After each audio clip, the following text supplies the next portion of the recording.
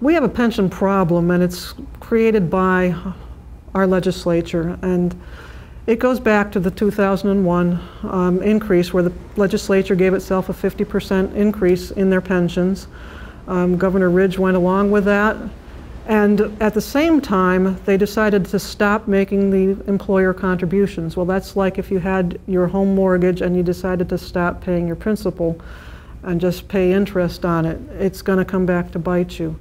In 2010, we did have pension reform. It's Act 120, and that raised the retirement age for new employees. It cut benefits, and the state actually is going to pay less for the future employees than other states do for pensions. So the solution for our pension problem is simply now paying the bill that's due. It's paying the principal on our mortgage. And I talked about having corporations pay a fair share. That's what we need to do to fix the pension problem. So no, it's not a crisis, but there is a crisis in municipal pensions, which are separate from the state pensions.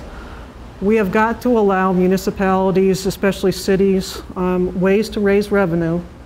I know that mayors have been going to the state legislature and saying we have structural problems, and the legislature's gone, who cares? We need to allow cities and municipalities ways to raise revenue, and the state needs to step in and make the payments and stop the municipal pension crisis. Otherwise, within 5 years, we're going to see some really painful adjustments.